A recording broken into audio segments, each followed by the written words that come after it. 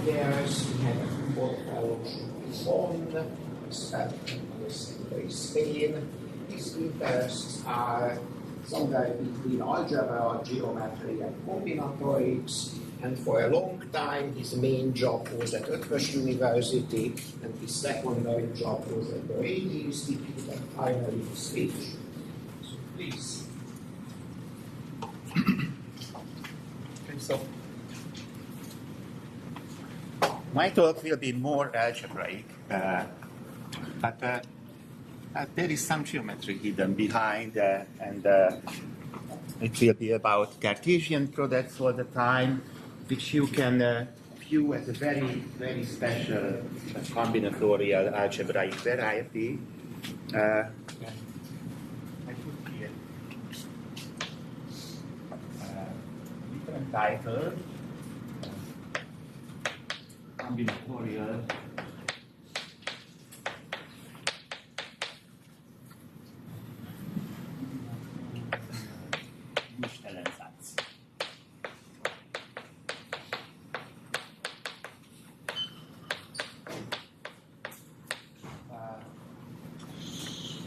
can be viewed as a very, very special version of Hilbert's Nullstellensatz, which over an algebraically closed field describes the set of polynomials which vanish on a fixed algebraic variety. So far, most of the time, we heard about sort of global theorems where we didn't care about constants and how large some number n should be so that the results are true. These algebraic tools I would like to introduce are more suitable for the study of very fine combinatorial problems, for example in additive number theory, but they have various applications like in graph theory, geometry geometries over finite fields, for example, and even algebraic combinatorics and even statistical physics. So this is a very, very used toolkit I would like to introduce, and then I will try to illustrate it through some additive problems. So here, F will denote a field, an arbitrary field, but most of the time today it will be the finite field with the elements.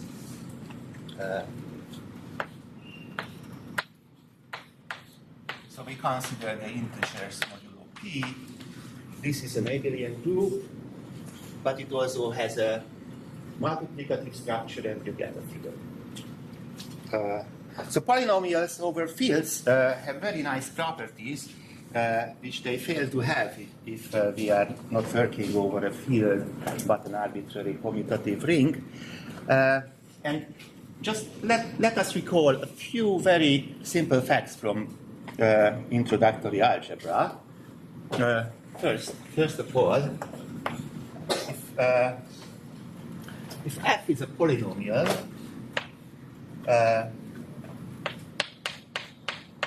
over a field in one variable, and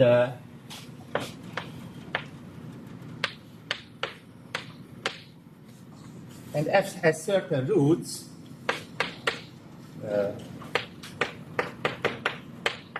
so it has d distinct roots, then we can argue that the polynomial g defined as product of c minus a sub I divides the polynomial f.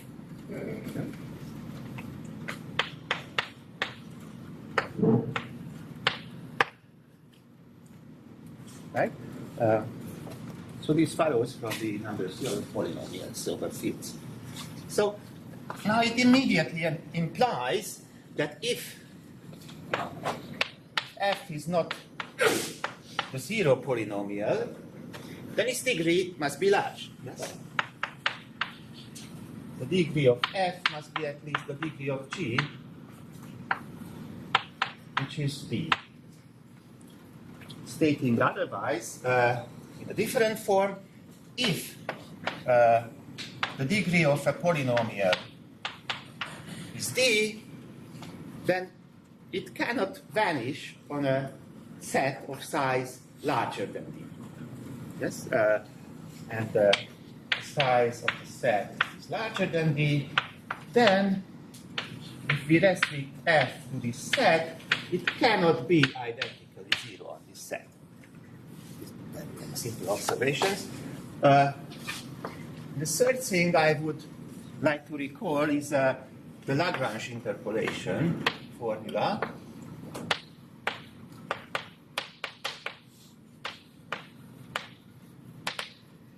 So here we have, say, A0 up to AD to be distinct numbers and corresponding B0, B0 up to BD arbitrary. And we know that there exists a unique polynomial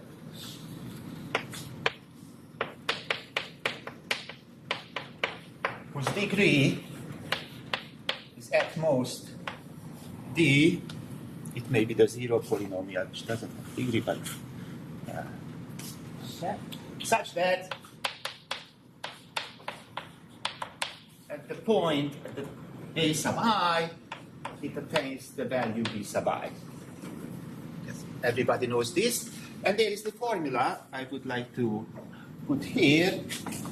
Namely, you can easily construct this polynomial from sort of base polynomials which attain the value 1 at a certain point and 0 at all the others. So how should that polynomial look like?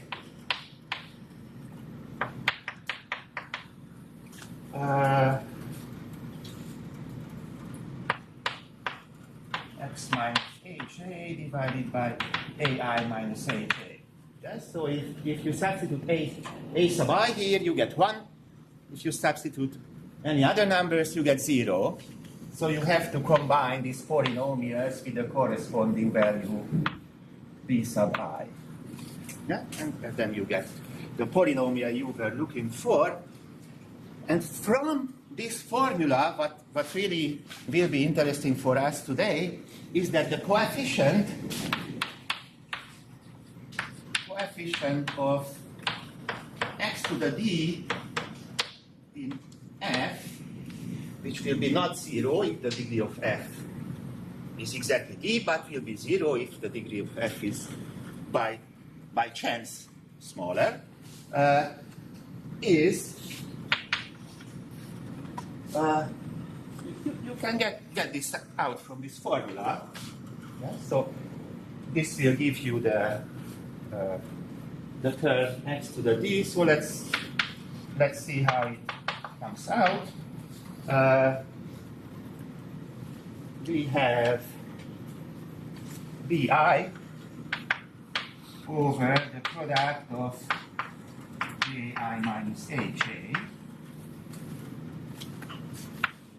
And putting it in a little bit slightly different way, the bi is not less than f evaluated at a sub I, and this quantity here, this number, is nothing else than the derivative of the function g, polynomial g, evaluated at a sub I, where this polynomial is what we had before. G is the product of c minus a sub I. Yes? When you take the derivative, it will be a sum of d plus 1 distinct polynomials of 1 degree less. And if you substitute a sub I, most of this will vanish, right? And just one term remains, which gives you this. Okay, so this was the introduction to the algebraic tools. So let's see how one can generalize these simple observations for multivariate polynomials. Okay. So we now move to multivariate polynomials. So we will work in a polynomial ring with k variables, and just to fix some notation, sets S sub I will be finite subsets of the field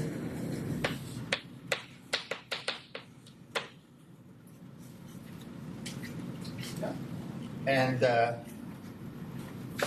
G. Now instead of just one polynomial, we will need several, one for each variable. Gi z, just the product of z minus s, when s runs over the elements of the I set. Yeah?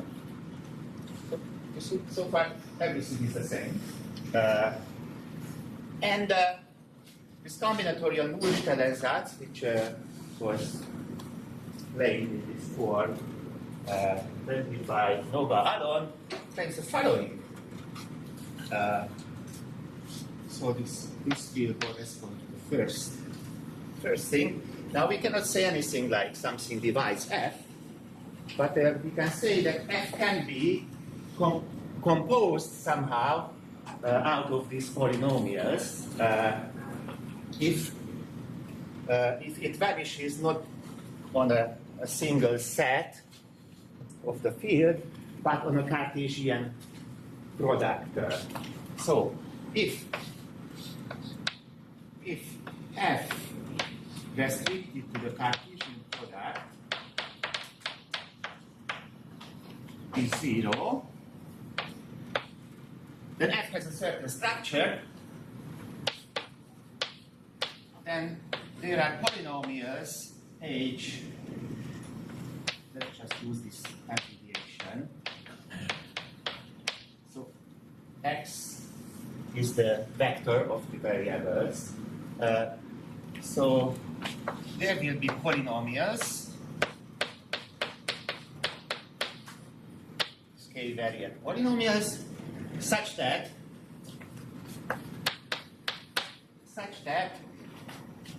f is obtained from these polynomials g sub I the following way: h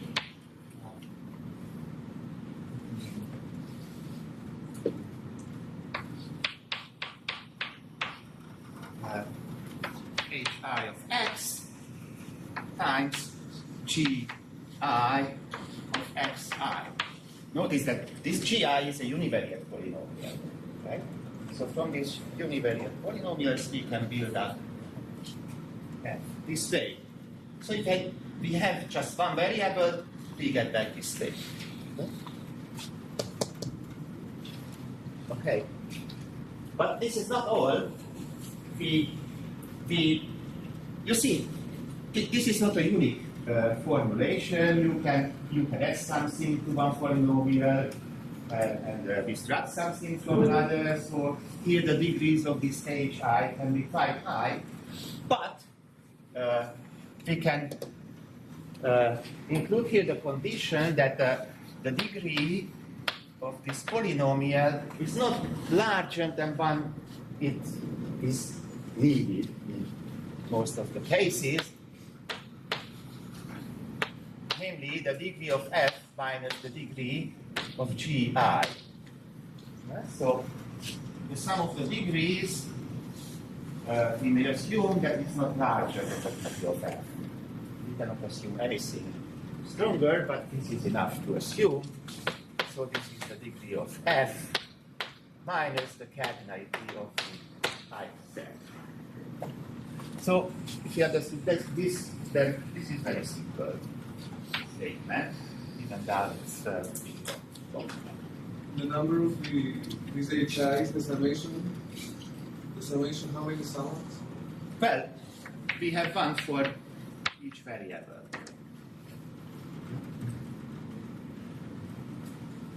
So, what would be the statement corresponding to the second simple observation? So it should be a degree condition, yes? So I will call this the polynomial lemma.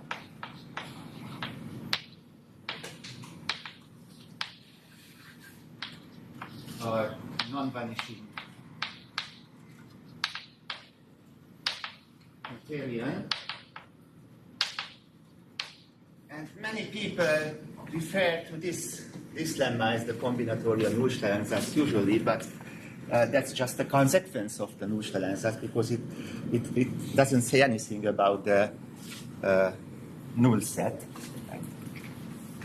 So, what is this? If the degree of f, the setup is the same as there, so it's a k variable polynomial. If the degree of f, which is d, is written in this form, d1 plus d sub k, well, this means that for some combination like that, there must be a leading term of degree d in the polynomial. So assume that these integers correspond to the exponents of one leading term in f. So if this is the degree of f and the coefficient of x1 to the d1 times xk to the dk is not 0, so this is an actual leading term in f, and the cardinality of Si is larger than d sub I for every I, then f cannot be identically 0 in the Cartesian product of these sets. So this is a direct generalization of this statement. From sets we always move to Cartesian product. So this is a very useful lemma and it has zillions of applications. But notice that apply this lemma, there is something important. You should be able somehow to compute a certain coefficient of the polynomial. And sometimes this is very difficult. So here is what we can replace the Lagrange interpolation formula, and actually this consequence of it computes for you the coefficient of x to the d, which is either 0 or not. And when it's not, you can say something. So suppose now that the degree of f is smaller than or equal to this sum.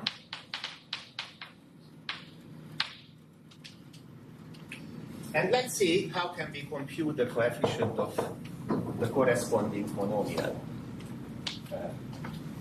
And the coefficient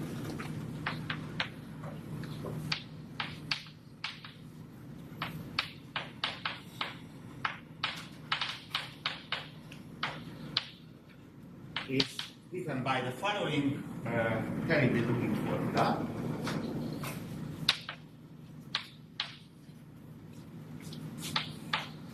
So instead of the summation, we have to have a summation for each variable.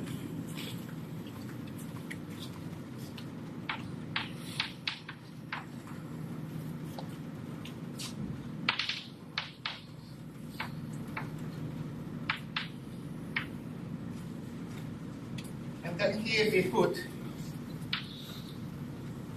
just like here, the evaluation of the polynomial at this point.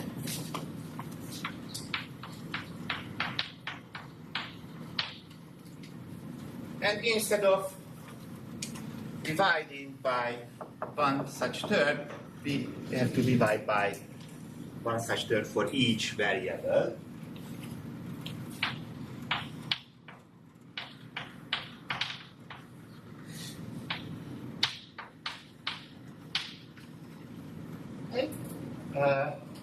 Where Gi, Z, as before, in the combinatorial Neutralisation, as the product in Z minus S, the S tends to the elements of the S. So there is a full analogy. Okay? And now notice, here is a remark. So, the second one, the polynomial lemma, is one which is most simple to apply. It's really a lemma. It's a tool for many, many different problems. And this follows, like here, you have to think a little bit about it, but this follows immediately from the combinatorial generalization. It also follows from the coefficient lemma, and that's very easy to see. Right? Yes? Because if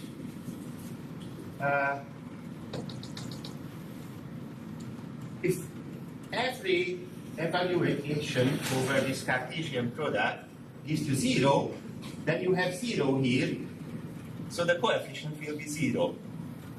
So when the coefficient is not 0, there must be a point of the Cartesian product that f doesn't vanish.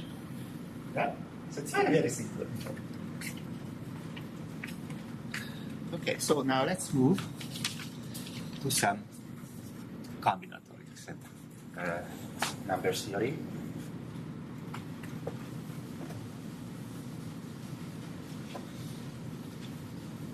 We have heard about Feynman's theorem, so small doubling. So suppose we have a set of the integers, a finite subset, let's call it A.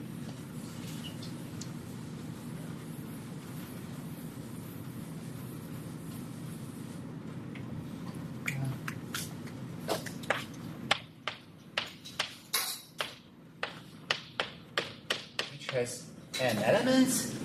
We know that this sum set has at least 2n minus 1 elements.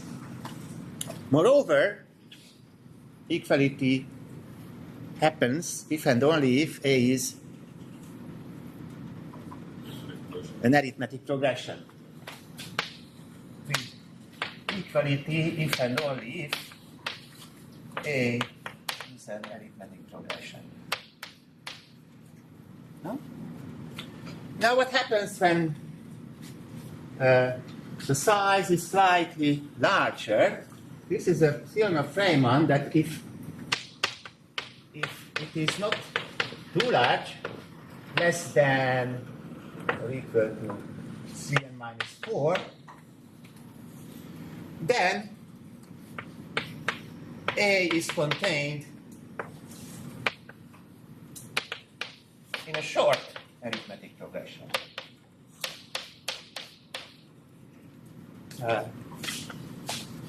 And there is a hierarchy here, and we know less and less, but there is the most general theorem of Feynman. Feynman's theorem.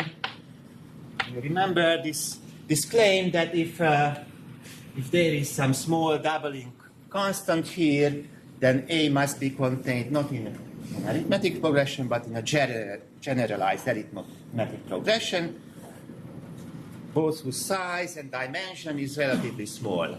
And these two things play against each other. Now, but so here is a very fine statement. Yes, it's a very very precise fine statement, and let's move from the integers to the integers modulo p. So now suppose that A is a subset of C over PC. Integers modulo P. Then we say similar thing.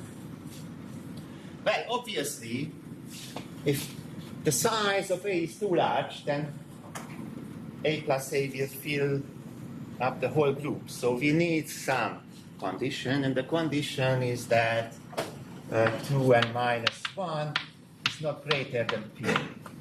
Once it is greater than P, then A plus A will fill up the whole group. And in this case, the same thing is true. Actually, okay, it happens that A plus A is at least 2n minus 1. Moreover,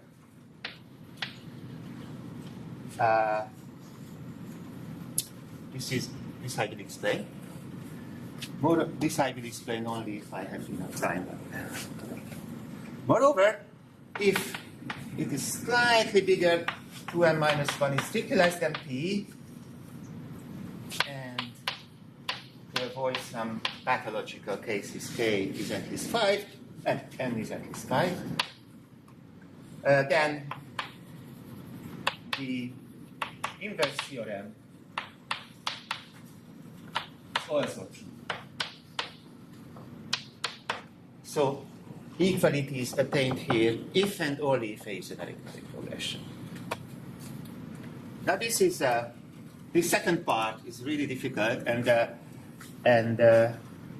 it depends on the full power of the combinatorial.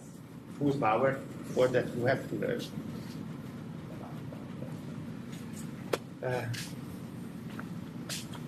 Okay, so in general,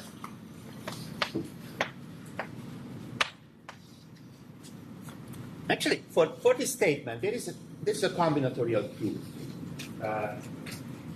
First Saturday they asked me, I was staying with him, and one evening he came to my room and said, "We have to prove this by tomorrow, otherwise we will die."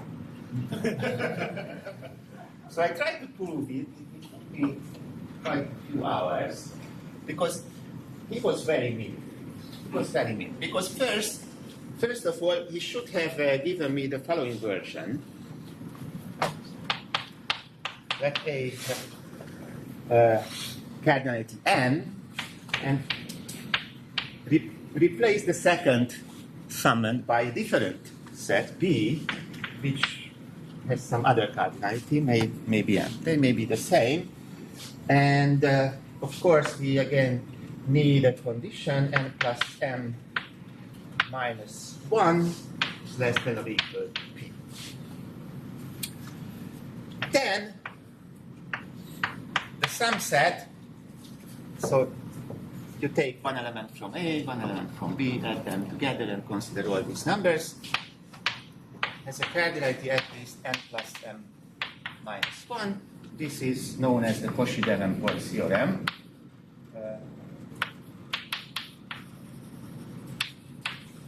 Of course, they don't got this theorem together, but Davenport wrote a paper about this in the 30s, and 2 years later, he added a note that Cauchy has already found this result before. So as I said, this is a purely combinatorial statement, but it's still not simple, because somehow the proof involves two different ideas, so, and basically you have to invent them at the same time. Good. So here is the theorem, and let's see how can we prove it very, very quickly using this number-ching criterion. the proof goes by contradiction.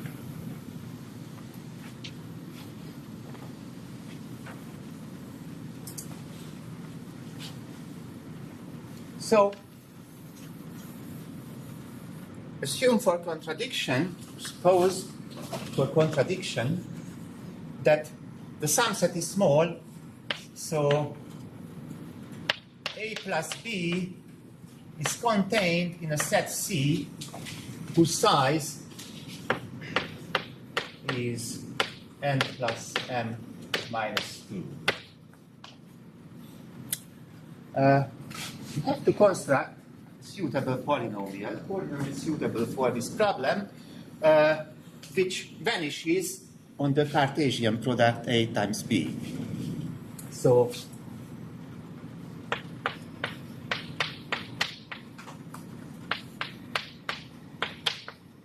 if we choose the polynomial the following way, for simplicity, instead of x1 and x2, I will use the variables x and y. So if fxy is defined as the product of x plus y minus c when c belongs to this set. So if you take x from the first set and y from the other set, then this will be in the sum set. So this will be equal to a certain element c of this big set, right? So I constructed a polynomial which vanishes on the whole Cartesian product. So to get the contradiction, what do we have to check? The coefficient, so the degree, what is the degree?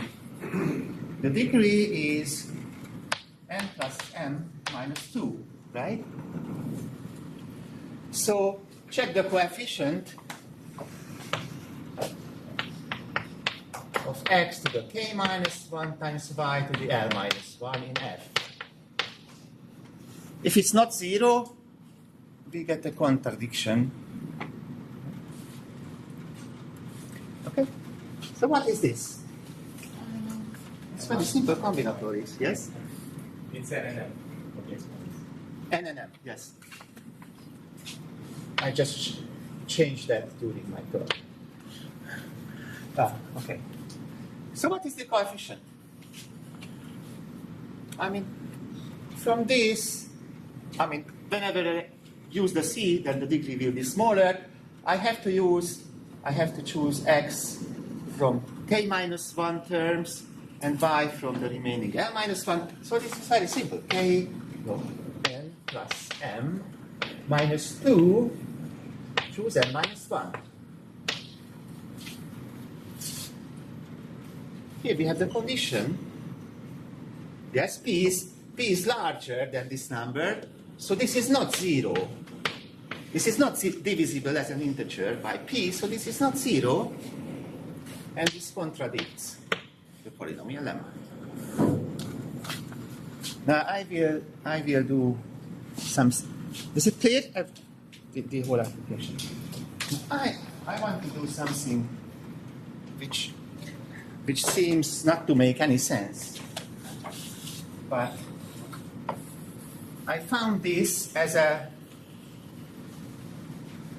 the simplest way to demonstrate how the coefficient lemma can be used.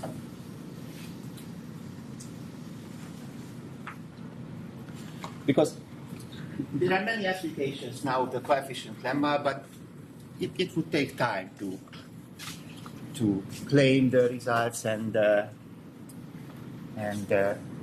demonstrate the applications. But let us pretend that we are very stupid.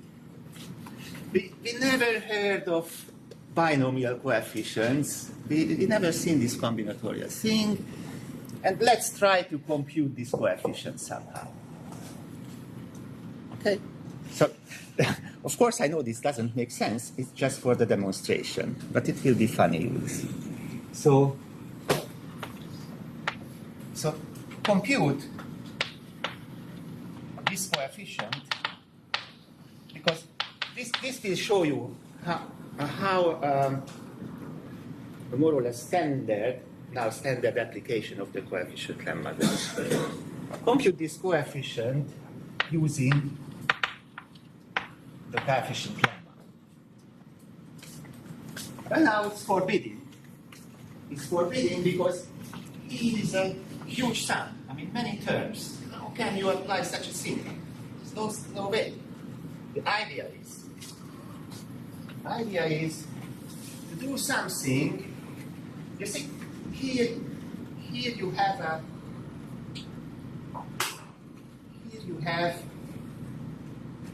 lot of freedom. You can choose your sets S1 up to Sk as you wish, as you like, but most suits your purposes. Yeah. I should have.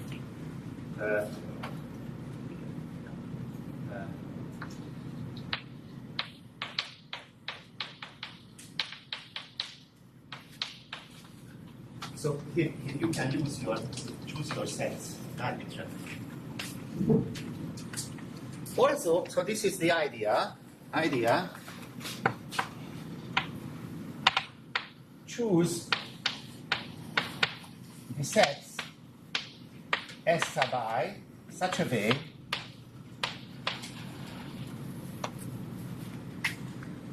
that from the summation formula only one term survives, all the other are zero. Such a way that all terms except one in the summation formula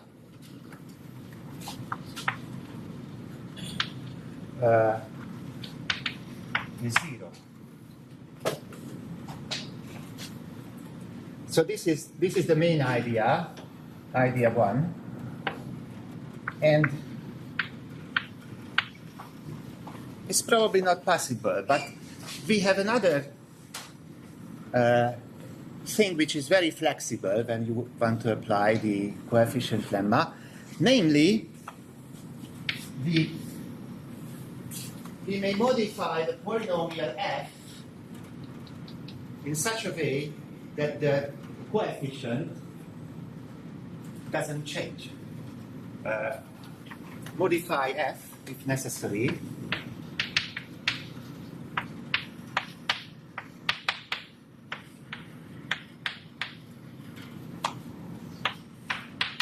Such a way that the coefficient in question does not change.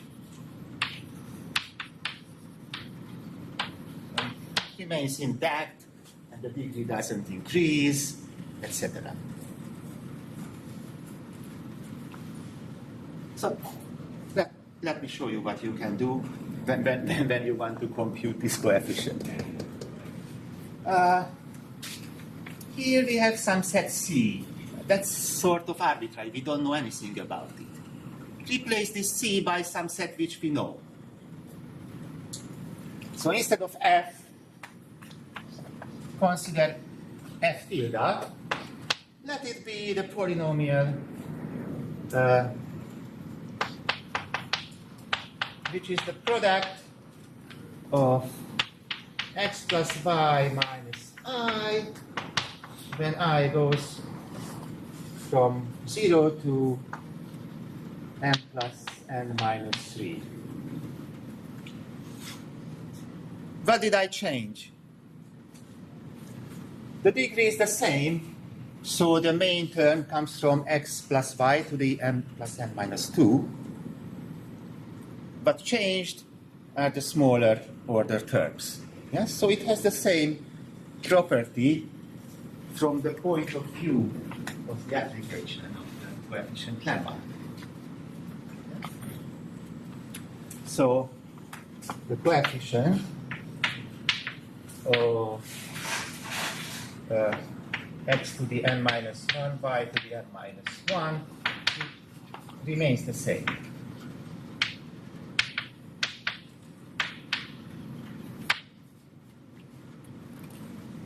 Now we have here a polynomial whose structure we see. Here we don't see the structure of the polynomial explicitly, but here it's a non-polynomial. So now let's see how to choose these sets as above. Well, here our choice was A and B. Yes? But these may be arbitrary sets. Let's replace them with sets which have a structure. So instead of A,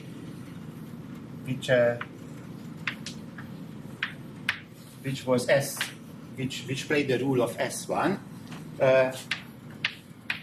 let's pick just the first n integers.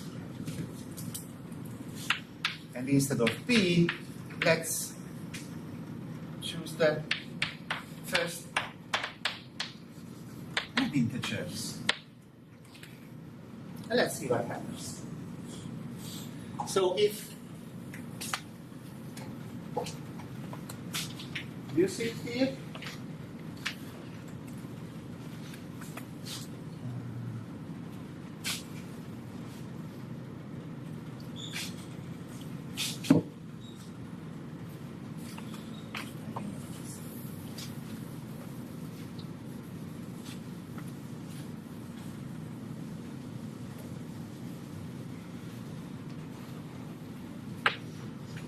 So if S1 is in S1 and S2 is S2, then F of S1, S2, what does it mean that this is not 0?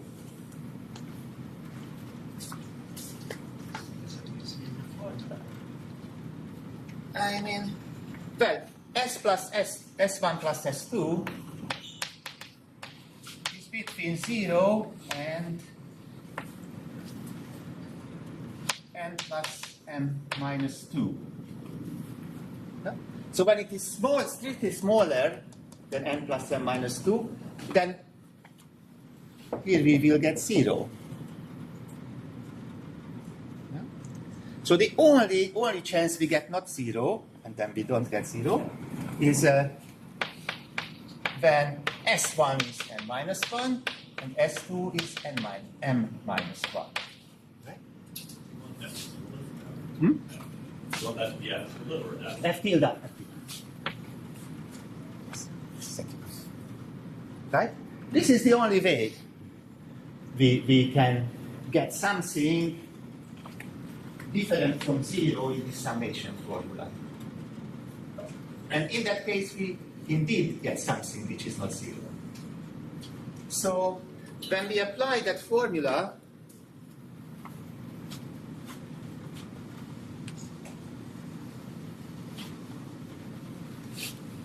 the formula reduces to the following. Formula reduces to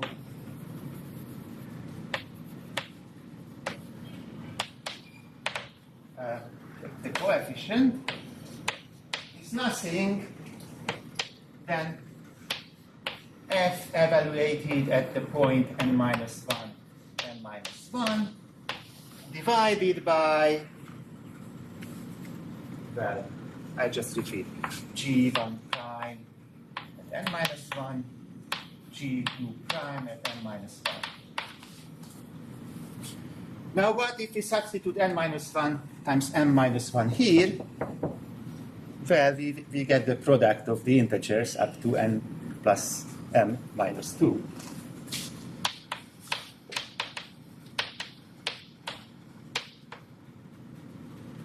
And if you evaluate these two things, you get n minus 1 factorial times m minus 1 factorial. So whenever you are in a similar situation, and this happens many times, you can reduce this big formula just to one term, and actually this term you will get in a very nice product form. And the product, from the product form, you can very easily check whether it is 0 or not 0. Just one more thing about the philosophy of this. How did we choose these sets? The choice is not arbitrary, and it seems to be a general phenomenon which still has to be understood. That the best way, I mean, if there is hope to apply this coefficient lemma, the philosophy is to choose these sets so that they are extremal sets for your problem.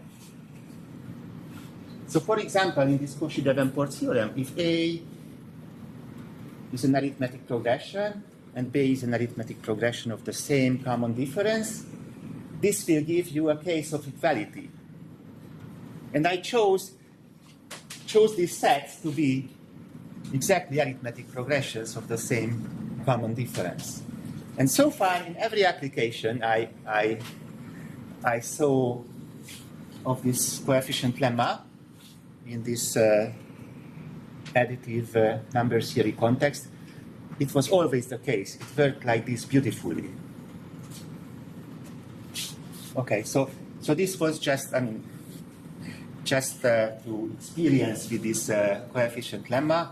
And of course, if you really want to use this, then you have to read about the more serious applications. But it's very powerful. So how hard is the inverse theorem from what you showed us? It feels like the proof should be very close to characterizing the sets. So for the Cauchy that I'm stupid. No, for the Cauchy-Davenport, the inverse theorem is not difficult. It's due to Vosper from around 60. Yeah. The others, what is difficult, I'm coming to. Yeah. Okay. Thank you.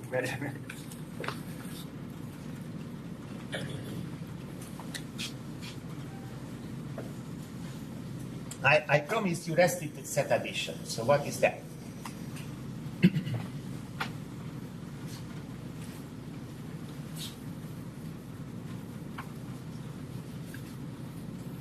And that's when the power of this method becomes apparent.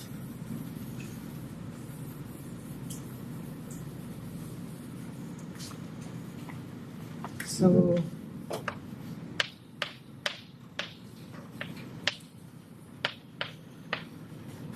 I put the hat over the plus, which has some reasons. We just very slightly modify the problem. Actually, it has reasons to study this kind of objects and give more summands. So I again consider the sums of one element from A and one from B, but with a restriction. The restriction is that A should be different from B. And this changes the combinatorial nature of the problem grammatically. First, this problem is not translation invariant, whereas the Cauchy-Davenport problem, the original, is translation invariant. You can translate one of your sets as you like, and nothing changes. The structure remains the same. This is one problem. Other problem is that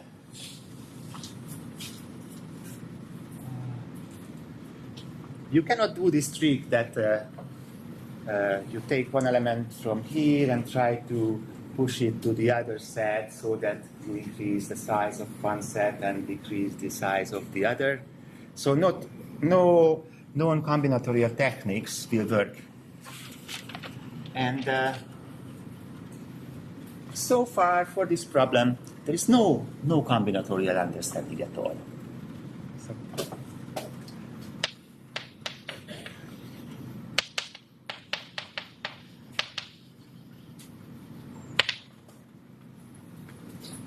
Scheiben conjectured in 1964 that here we will have this bound n plus m minus 3. So the one is replaced by 3 if p is larger than m plus m minus 3.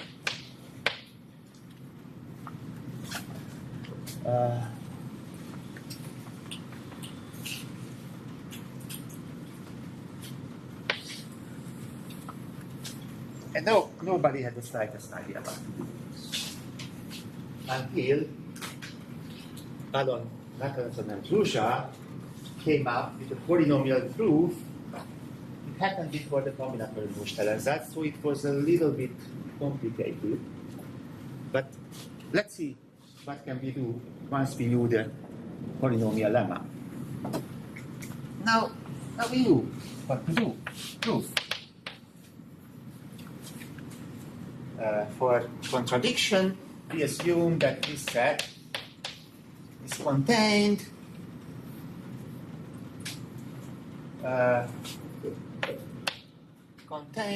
in a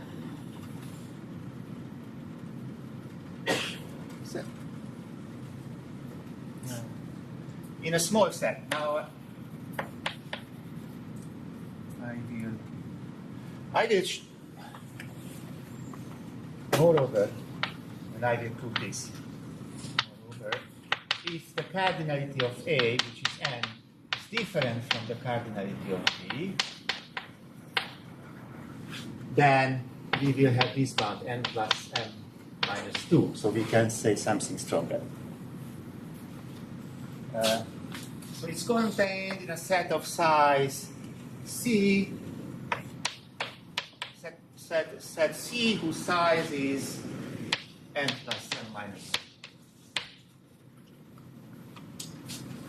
Okay, so what is the polynomial we have to construct? The same as before, right?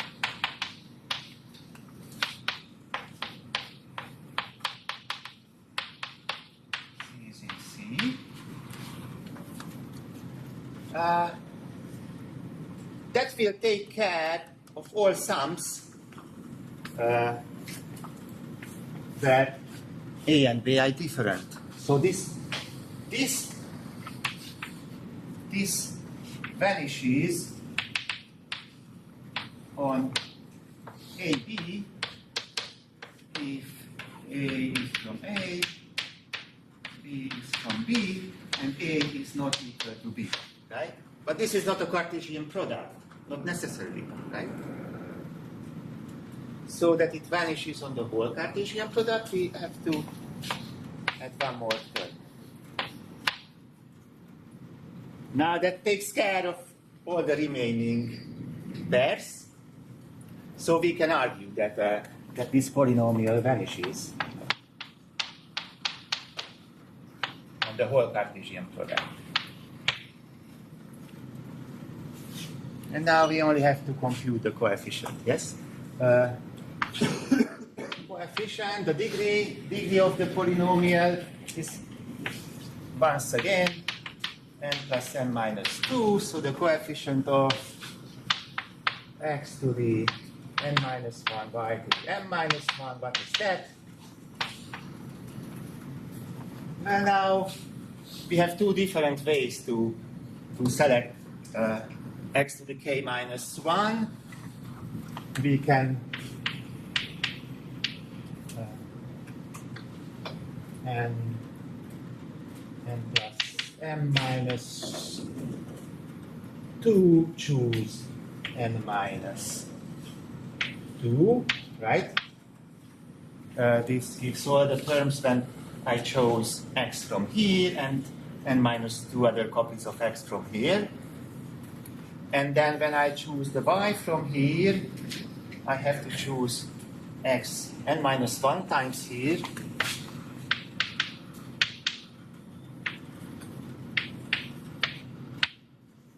N minus 1. But here we have the negative sign, so that will keep a negative sign. to the contribution of these terms to this main curve. Yeah. And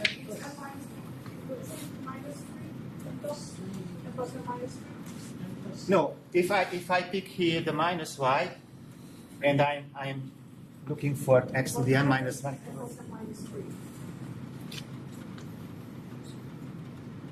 Mi a kérdés?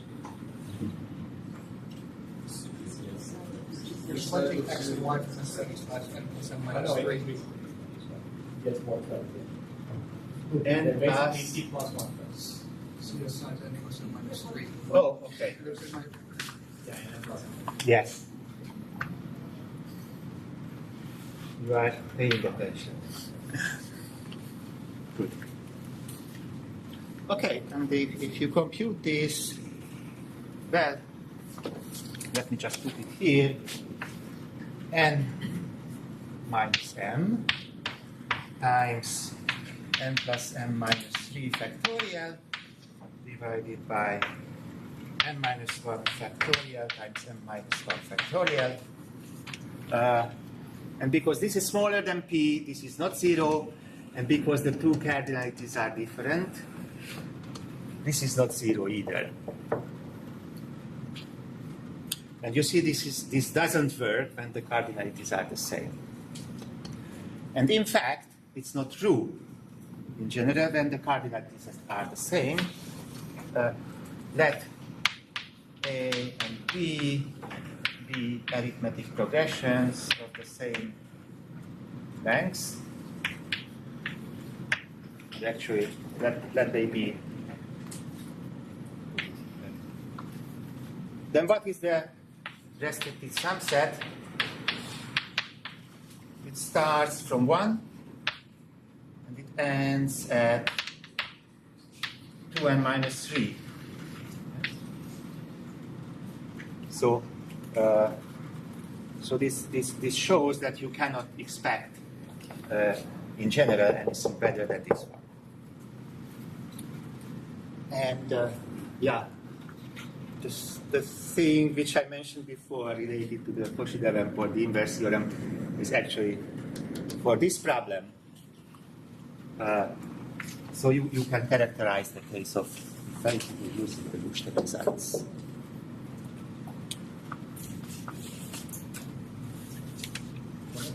What if the sizes are the same but they're not the same set? Sorry? What if the sizes of the sets are the same?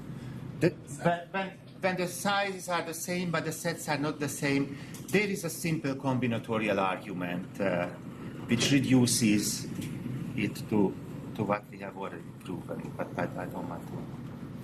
You can also do that algebraically. But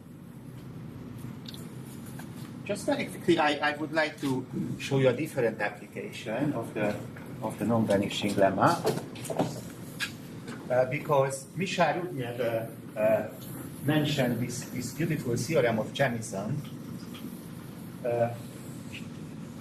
So we are in the plane over the p-element field, and we want to find a point set which intersects every line. So call it the blocking set, right?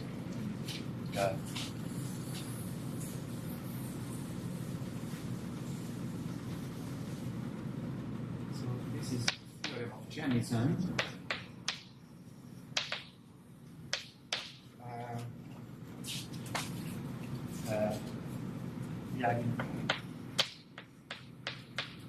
Let's just use this notation. This vector is what we are thinking about defined space. So not all lines go through origin. In FB squared, the minimum number, the minimum cardinality of a point set P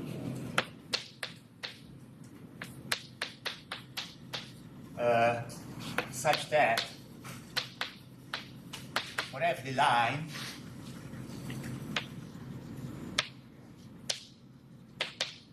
L, the intersection of P with L is not 0, is 2P minus 1.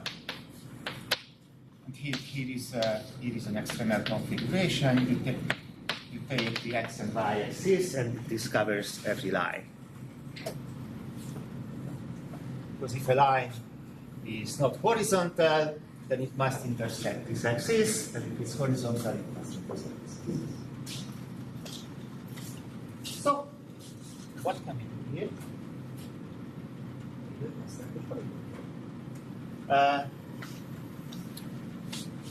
Notice that this problem is translation invariant. So if we have a point set, we can move it around, and this will be also a good point set. Yes? So translation invariance.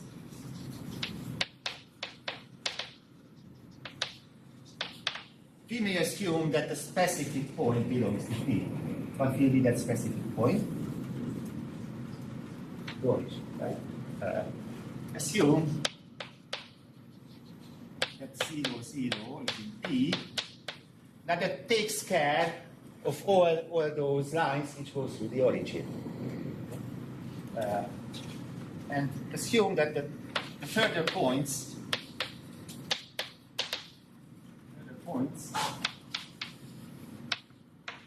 of P are, say, A, I, B, I, where I is between 1 and M. And for contradiction, we assume what? That this M is small. Yes? We have 1, so we assume that this is smaller than or equal to 2P minus 3. So we don't have as many points as here. What is the plan? Construct a polynomial which vanishes when we want to cover every line by your point set, which doesn't go through the origin. How does an equation of such an L look like? It doesn't go through the origin, so it's not homogeneous.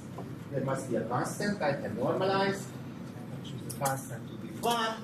So, say it looks like A times x plus B times 5 minus 1 equals 0. You agree? Where A and B are arbitrary. Yes? When I choose different A and B, I get a different line. There is one exception. That doesn't give you a line. So,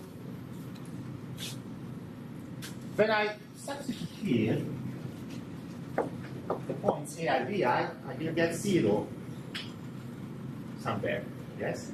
If that point is on the line, I have to get 0. So the polynomial I have to consider is f of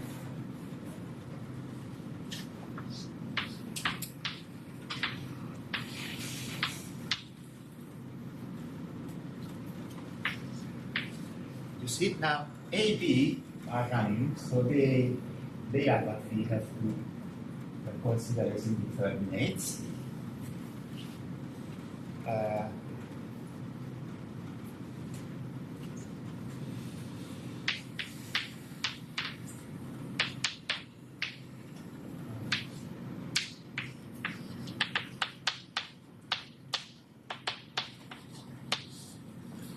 This is a polynomial which has to vanish everywhere except at 0.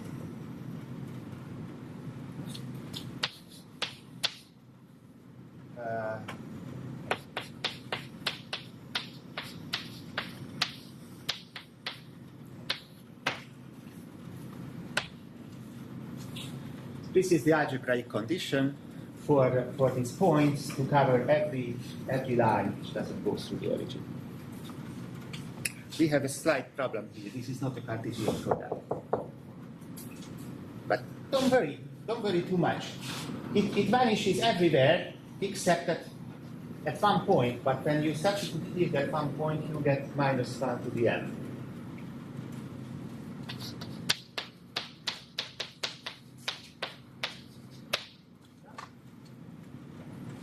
How can we get rid of this nuisance? We want the polynomial to vanish everywhere so that we can apply the polynomial lemma. You have an idea? Construct a very definite polynomial which has the very same properties. What would that be?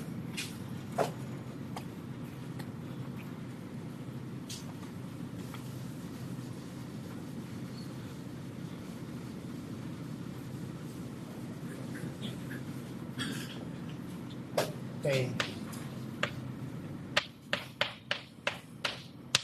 I want a polynomial which vanishes everywhere except at the origin. Well, look at just one variable. Give me a one variable polynomial of small degree which vanishes everywhere except at the origin, except at 0. X is p minus 1. Yes.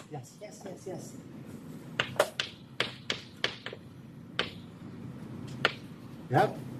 By Fermat's little theorem, this vanishes everywhere, except when x is 0.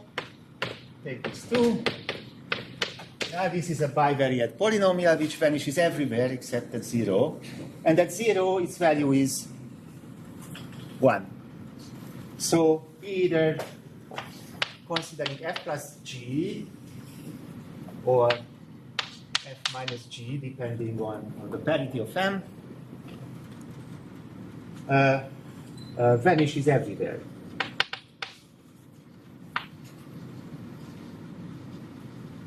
Yeah? On the whole Cartesian product, which is your whole plane. What is the degree? Well, this part has degree m, which is small. So this is the degree equals the degree of g, which is 2p minus 2. And what is the coefficient of x to the p minus 1 y to the p minus 1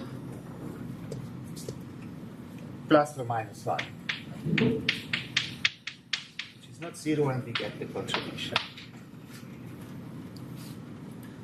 This was a little bit cheating because for this argument you don't need the full power of the polynomial lemma, because now we are talking about polynomials vanishing everywhere, which for which you don't have to use the Nullstellensatz. But this fits very, very nicely in this framework.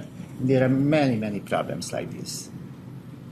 Okay, I think I'm over time already, and maybe you are hungry, so thank you very much.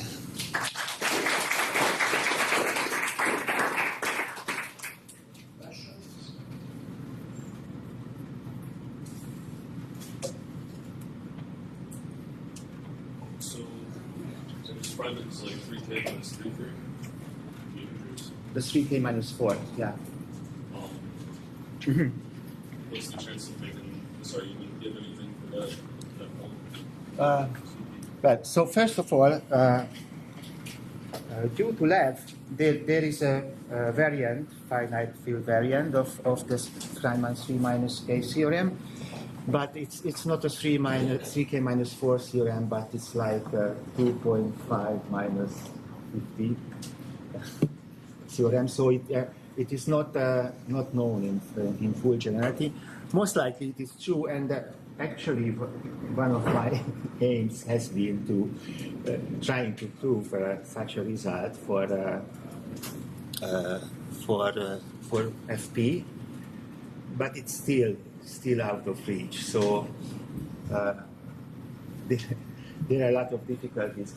So for this kind of inverse results, you really have to go for the combinatorial Nullstellensatz directly, and its applications are very complicated. And I mean, we have some hopes that using more algebraic geometry, the elimination theory, the structure of these equations which arrive using the Nullstellensatz can be not studied directly, but somehow lifted from CP to C, for example, and use some algebraic geometric tools, but you still have to control somehow how the coefficients change, and that's difficult. How the coefficients change we have to. When you do some sort of elimination. So basically you have to find maybe a Gröbner basis for a polynomial system, but you cannot really find it explicitly, at least so far. It is not